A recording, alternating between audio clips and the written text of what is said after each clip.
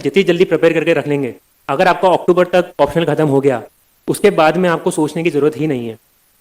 उसके बाद में आपको जीएस अपना पढ़ते रहना है, जीएस धीरे धीरे कवर करना है। प्रीलिम्स के लिए आप वैसे भी जीएस पढ़ेंगे तो प्रीलिम्स के टाइम पे भी अगर आप बेसिक्स पढ़ रहे हैं तो बेसिक्स आपको मेंस में भी काम में आएंगे ही।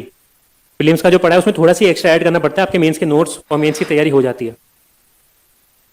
पर अगर आप ऑप्शनल पढ़ भी रहे हैं तो शुरू में जीएस भी ऐसे नहीं कि पूरा छोड़ दिया, जीएस भी आपको स्टार्ट करना है, जीएस भी आपको देखना है, एनसीईआरटी पढ़नी है, सिलेबस देखना है, क्या इंपॉर्टेंट चीज़ें हैं वो भी धीरे धीरे चलती रहनी चाहिए। बट जो पहले जो 4 मंथ्स है उसमें मेजोरिटी जो सबसे ज़्यादा आप टाइम डालेंगे वो आप ऑप्शनल के अंदर डालेंगे, ऑप्शनल खत्म करेंगे। और ऑप्शनल खत्म हो गया उसके बाद में फिर आप जीएस पे आएंगे। फिर अगले जो 4 महीने हुए हैं, नवंबर, दिसंबर, जनवरी, फरवरी, इसको भी मैं 2-2 महीने में ब्रेक करता हूँ। ये 2.5 महीने और 1.5 महीने में ब्रेक करता हूँ। अगले 2.5 महीने में क्योंकि आपका ऑप्शन हो चुका है तो आप उसका टाइम पूरा जीएस में डाल सकते हैं। अगर आप पहले दिन के 5 घंटे ऑप्शन में डाल रहे हैं तो आपको 5 घंटे जीएस में एक्स्ट्रा मिल रहे हैं।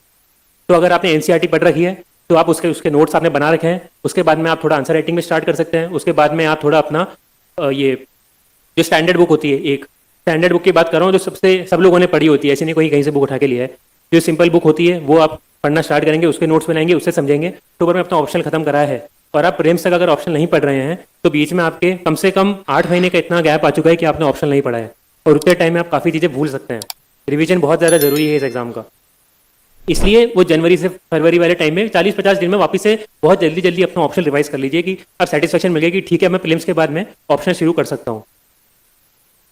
प्रीलिम्स अपना ऐसा होना चाहिए कि मतलब प्रिपरेशन ऐसी होनी चाहिए कि जिस दिन प्रीलिम्स का एग्जाम हो उसके अगले दिन अगर किसी ने आके बोला कि यार चलो मेंस देना है, अगले दिन मेंस का एग्जाम है, तो आपके हाथ पांव फूलने नहीं चाहिए कि यार ये क्या बोल दिया, मेरी तो तैयारी नहीं है, मेरा तो ऑप्शनली प्रिपेयर नहीं है, मेरा तो जीएस प्रिपेयर नहीं है।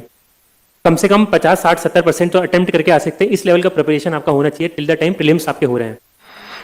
तो आपने ये फरवरी तक अपनी ये चीज़ कर ली, रिवीजन हो गया एक ऑप्शनल का, उसके पहले जीएस भी स्टार्ट कर दिया था। अब उसके बाद में जो अगले 3 महीने हैं प्रीलिम्स के पहले के, तब आप अच्छे से जीएस अपना कर सकते हैं।